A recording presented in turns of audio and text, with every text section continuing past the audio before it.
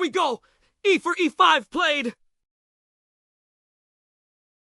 In the candidates, Sindarov had played pawn to D4 as the first move. Here we have pawn to E4. And both the players have started off with a draw in round 1. Knight F3, Knight C6. We have the Italian with Bishop C4, and I think this does come as a small surprise to Pragg. He goes and Bishop C5, pawn to C3, Knight to F6, and Sindarov, he's thinking the most natural move D3 is played in such positions.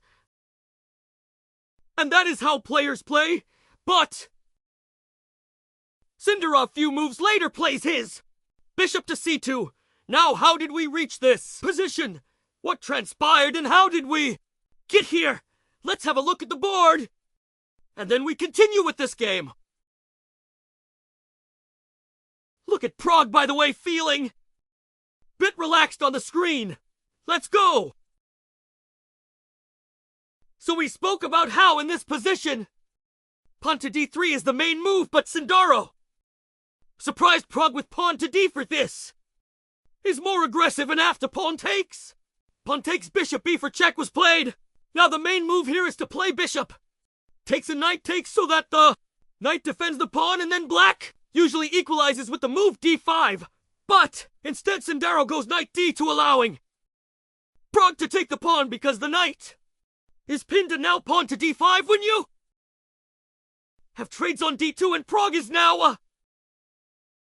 pawn up with black. But look at the space that white has.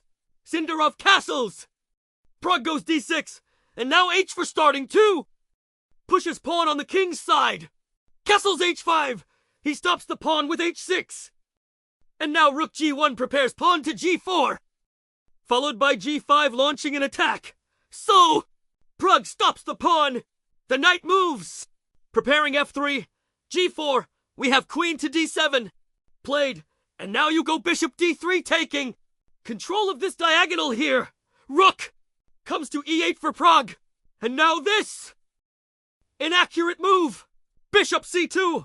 Sindarov is preparing queen D3 to checkmate Pragg on this diagonal. But this is where we resume the game. Pragg has the advantage. Will he manage to find the right move? Bishop C2 would work. But queen B5 is such a powerful move. Prophylaxis against queen D3. It's a powerful move by Pragg. And not only does he stop queen D3, he also attacks D5. Now F3 played. You can go back with the bishop to D7. But Pragg is like, why don't I take another pawn? He's now to pawns up, and the D5 pawn is also hanging. So Sindarov has to be really well prepped. Now he goes pawn to G for attacking here. And now bishop to G6 is forced. He plays his bishop back to G6. And the knight can take on G6. The bishop can take on G6. Knight F5 is a cool move. Point being that if you take here, I have taken queen H6 with a mating attack. So taking here is a bit dangerous. Queen C5. Pinning the bishop so that after knight H6, G6, you can't run away with the queen because C2 is hanging. King B1. Played trying to get out of this pin. And Pragg now says, thank you so much for the pawn. I'm 3 pawns up at this. So,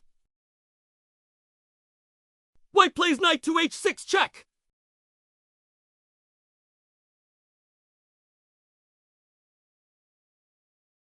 G takes on H6. And now queen takes H6 doesn't work because C2 is hanging. So first bishop takes bishop. F takes G6. The threat is to take on H6. And then G6 is also hanging. First goes rook to C1. Attacking the queen. The queen comes to B5 because the things, if you had hand de cuatro, was a beautiful defense.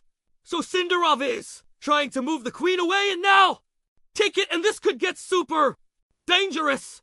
But Pragg has a defense now. He can give a check and go back. And remember, he had captured several pawns, so right now he's a piece and a pawn up. Another knight sacrificed by Sindarov. Pragg takes his time. Check, king a1. And now very important move. Queen d for 2. Keep the advantage going. Plays it. Queen to d4. The point is if you go rook, I go queen g7. And I'm very happy with this rook endgame and winning. So, queen h7. Sindarov has to continue the attack. He can't back. Out now. Queen g6. The rook could enter in. There could be dangerous threats. By the way, queen f6 is the best move. Pragg goes rook e2. Queen f6 also Pragg saw during the game, but he wasn't sure if this position should be good for him or not this endgame. So he goes for rook e2, threatening mate in 1 here, and Sindarov gives a check. Okay, if you go a king g8, that's just going to be mate. So you have to come to the center. King e8. Rook h8 is not possible, luckily, because the queen controls here. So check. And we are on move 30. Sindarov has 15 minutes. Pragg has 29. Sindarov never really came down to 29 minutes. By the way, he has a huge streak of unbeaten games. I think that is close to some 60-odd games. Queen check. King e8. And check. Are we going to see a repetition here? But I think Pragg should try. King d8 is the move. Yes, he tries it. And the point is after queen g8, he could potentially go king d7 because if you take here, it's a mate. It turns out that after rook h7, knight e7, there's this beautiful move. Rook takes in queen a8. That's deflection for the rook because if you took here with the king, then there's rook c7. So, that's why he goes rook e8 back does. Not go up with his king. Rook e8. Queen. G will check. And now knight to e7 blocks it up, I believe. So the king is safe. He got back his pieces. Black should be winning. But, beautiful move. Rook c1 and Sindarov is essentially saying that I'm a piece down. But I have rook h7 coming. You are all. The rooks are not working. Queen d3. Pragg is threatening queen g6 now, and the queen on g5 is very important to stay there. Blunders with rook e3. Big mistake. Right. Move was f4 because if queen g6 now, the queen is protected and you can go rook e7, queen g5, rook e8, and it's a draw. Here. But after rook e3, queen g6, now you can't play rook e7 because the queen is hanging. It's a very subtle move. But it's a big change because once the queen goes to g6, the queen has to move from g5. You can then coordinate everything here. Queen g6 check. Excellent move. Queen to b5 played. Can't really come up ahead, but rook b8 defending the pawn. And if you give me time, I'll go a6, b5, king d7, and I'm a full piece up. That's a huge material edge. Rook e1 played. A6.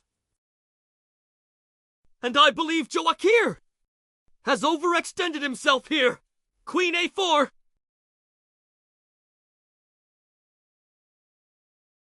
b5 played. And the point is after queen takes a6. I can simply go king d7 and reorganize. So he goes here and tries to go for this. Trick takes, and queen c7. So Pragg has to be careful. He goes queen f7 defending this. And gets up. He's very confident here of course, rook c1 attacking the pawn on c7. And the players reach move 40. Oh, both get 30 extra minutes. Sindarov thinks for a lot. Knight to d5 defending c7. Attacking e3. Rook comes to d3. Threatening takes. Takes and a mate. So that has to be carefully dealt with. Pragg goes calmly. Rook b6 after 5 minutes. And now everything's protected. c7 a6. The knight is defended and... Sindarov there! You can see the look on his face! He's resigned to defeat there! He did attack! I think it was a great attack! There! And he's unhappy! He's going to stumble to his first loss in many games! I mean, candidates was unbeaten, but even before that he had a huge streak, and Pragg is like, should I get up or should I wait for Sindarov to resign? Jor! Stops the clock, nods his head, resigns. The game, Praggnanandhaa has beaten the World Championship challenger!